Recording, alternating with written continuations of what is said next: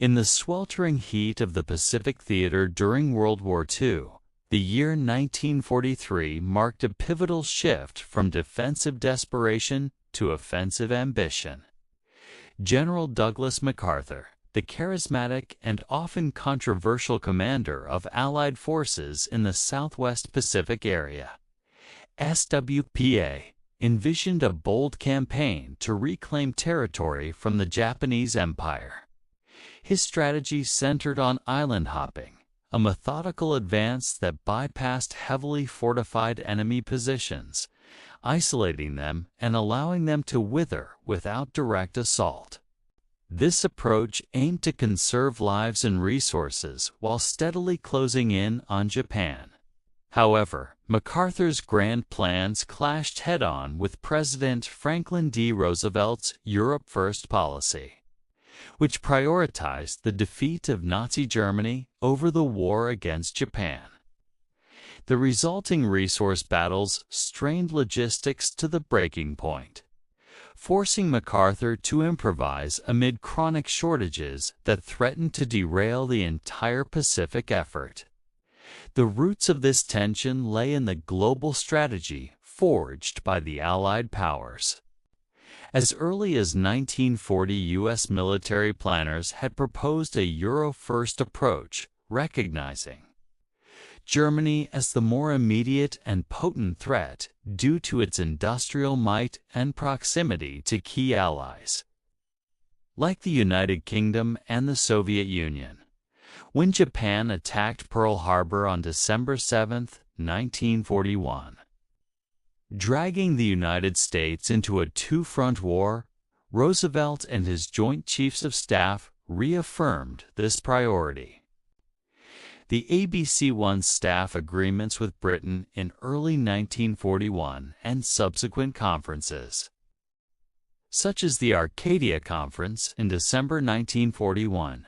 1942, solidified the plan: defeat Hitler first, while holding the line against Japan with minimal resources. This meant the Pacific theater received only a fraction of the men, ships, planes, and supplies allocated to Europe.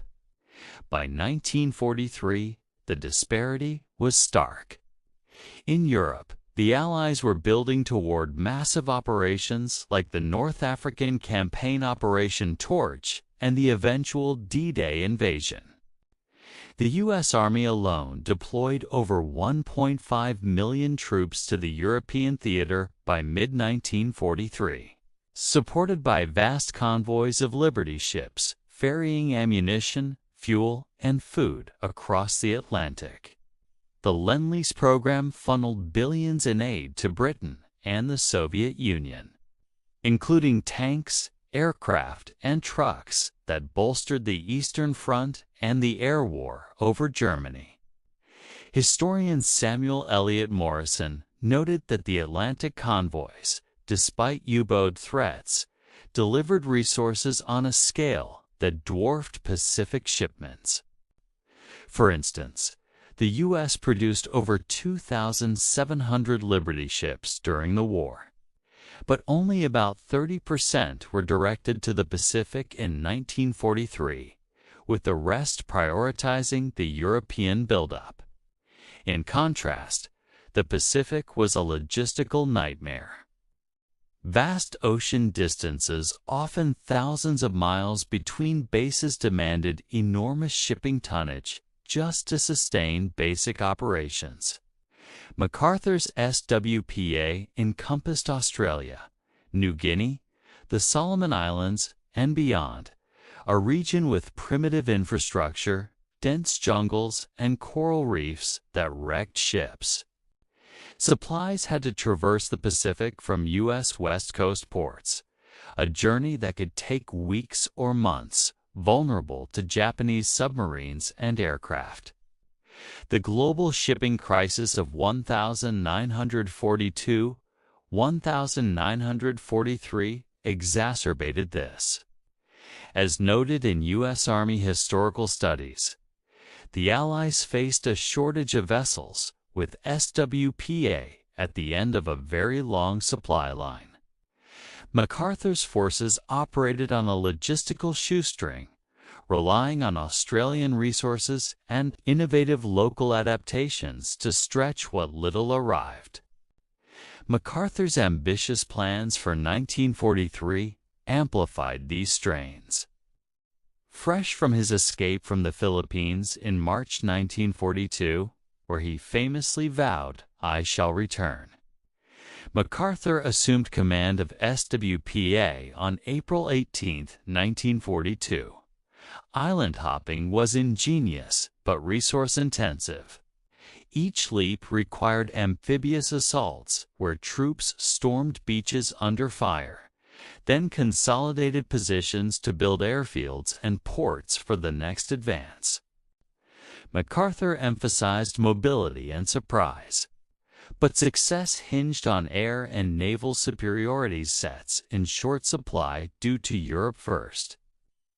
For example, during the Papia Campaign, July 1942, January 1943, which set the stage for 1943 operations, MacArthur's troops slogged through jungles with limited artillery and air cover. Major General Edwin F. Harding reported chronic shortages of basic supplies, slowing advances and leading to his relief by MacArthur. The campaign highlighted the principle that an army's rate of advance was tied to available supplies.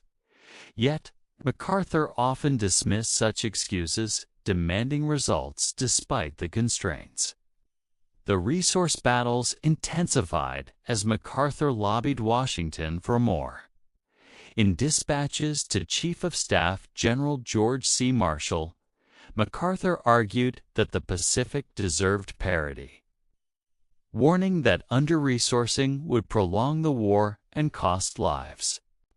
He clashed with Admiral Ernest J. King, Chief of Naval Operations, who advocated for a Central Pacific drive under Admiral Chester Nimitz, but still competed for ships and planes. Statistics reveal the imbalance. In 1943, the Pacific received about 15 to 30% of U.S. resources, per King's complaints, while Europe got the lion's share.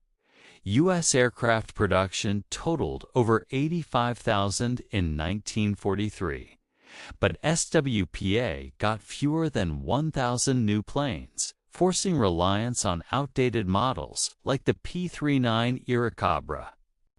Shipping was even tighter. MacArthur had access to just 5 cruisers, 8 destroyers, and a handful of submarines in early 1943. Compared to the massive fleets assembling for Europe, comparisons to Europe underscore the Pacific's hardships. In the Mediterranean, Allied forces enjoyed shorter supply lines from the U.S. to North Africa, with bases in Gibraltar and Egypt facilitating rapid resupply. The torch landings in November 1942 involved over 100,000 troops and 500 ships, resources MacArthur could only dream of for his New Guinea pushes. European troops benefited from established rail networks and roads, whereas Pacific forces hacked through malaria-infested jungles, building airstrips from scratch. Disease rates in the Pacific were astronomical. In New Guinea, malaria alone sidelined up to 80% of units at times, compared to lower rates in Europe due to better medical supplies. Fuel and ammunition flowed more freely to Europe. Pacific convoys often arrived depleted by enemy action or delays. MacArthur adapted ingeniously to these strains. He championed the use of small ships, local vessels like luggers, schooners, and converted fishing boats to ferry troops and supplies along New Guinea's coast, bypassing the need for large convoys. The U.S. Army's Engineer Special Brigades developed amphibious capabilities using landing craft to support hops. Air transport became crucial. C-47 Dakotas airdropped supplies to forward positions, sustaining advances like the capture of Buna in January 1943. Yet these improvisations masked deeper frustrations. MacArthur's staff grumbled about Washington's neglect, and the general himself grew increasingly vocal, viewing the Europe's first policy as a personal slight. By mid-1943, the strains peaked during Operation Cartwheel. Launched in June, it involved simultaneous advances. MacArthur's forces targeted La and Salamoa on New Guinea, while Halsey assaulted New Georgia in the Solomons. Logistical bottlenecks nearly derailed it. A shortage of landing craft delayed assaults, and Japanese air raids on Allied shipping compounded losses. MacArthur's rate of advance slowed, with troops enduring ration shortages and equipment breakdowns. In one instance, during the Bunagona battles, soldiers fought on half rations, their progress hampered by mud-choked trails that swallowed trucks whole. The resource battles of 1943 tested MacArthur's resolve and highlighted the human cost of strategic priorities. While Europe geared up for Sicily's invasion in July, with over 160,000 troops and 3,000 ships, MacArthur scraped by with a fraction, his men paying in blood for every mile. This disparity fueled MacArthur's simmering resentment toward Roosevelt, setting the stage for a dramatic outburst. As the year wore on, the island-hopping strains revealed not just logistical woes, but a fundamental clash between ambition and allocation, one that would define the Pacific War's trajectory. As 1943 unfolded in the Pacific, the island-hopping campaign's logistical strains reached a boiling point for General Douglas MacArthur. Denied critical supplies by President Roosevelt's Europe First policy, MacArthur's forces in the Southwest Pacific area, SWPA, faced repeated setbacks. The details of these denials, ranging from ships and aircraft to basic ammunition, exposed the raw inequities between theaters.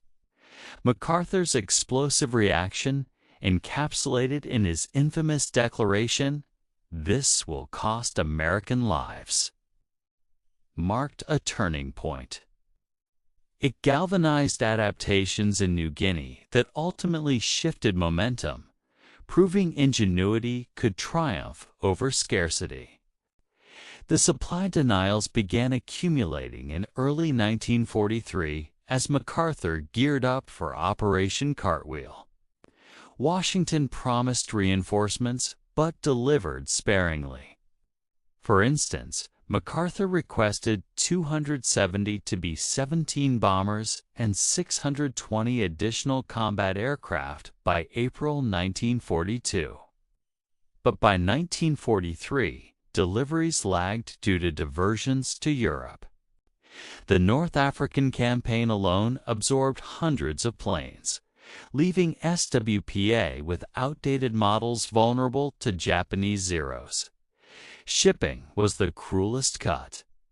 A worldwide crisis meant SWPA received only a trickle of vessels. U.S. Army studies note that by mid-1943, MacArthur had just 140 ships waiting to unload at Milne Bay, overwhelmed by backlogs. Fuel, ammunition, and medical supplies arrived sporadically, forcing troops to ration bullets during assaults. Specific denials stung deeply. In March 1943, MacArthur sought anti-aircraft ammunition via submarine for New Guinea defenses. But the Navy rebuffed him, citing priorities for the Atlantic. During the Buna campaign, November 1942, January 1943, requests for heavy artillery were denied. Instead, MacArthur got light field guns ill-suited for jungle warfare.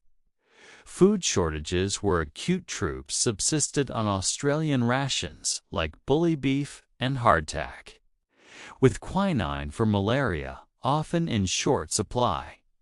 Historian Louis Morton detailed how promised convoys were rerouted to Europe, leaving SWPA's lines of communication stretched thin. Compared to Europe, where Lend-Lease shipped over 400,000 trucks to the Soviets alone in 1943. Pacific forces made do with captured Japanese vehicles or foot marches through mud. Roosevelt's policy was the culprit. At the Casablanca Conference in January 1943, the President and Winston Churchill reaffirmed Europe first, allocating 70 to 85% of resources there. The Pacific got holding actions, not offensives. MacArthur, sensing betrayal, bombarded Washington with pleas. In a dispatch to Marshall, he warned of duplication of effort and keen competition for limited supplies. But denials persisted. For the Lye assault in September 1943, MacArthur begged for more landing craft, only to receive half the number, delaying the operation and exposing troops to counterattacks. MacArthur's outburst came amid these frustrations, reportedly during a heated conference in Brisbane in mid-1943, as aides presented the latest denial rerouting of 50 transport ships to the Mediterranean. MacArthur exploded. "This will cost American lives." The quote, echoed in staff memoirs and historical accounts, captured his fury. He railed against Roosevelt's political games, accusing the administration of sacrificing Pacific troops for European gains. This wasn't mere theater.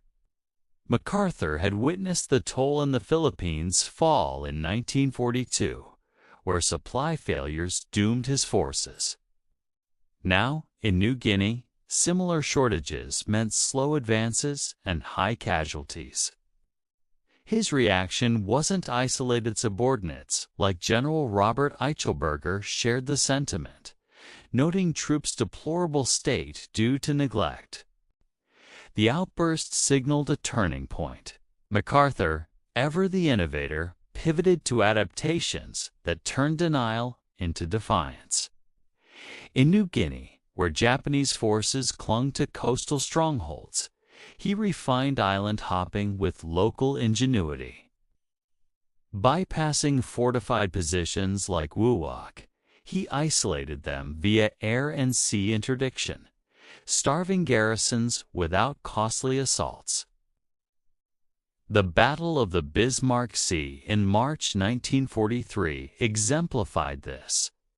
Allied aircraft sank a Japanese convoy, denying reinforcements to Leh and shifting momentum.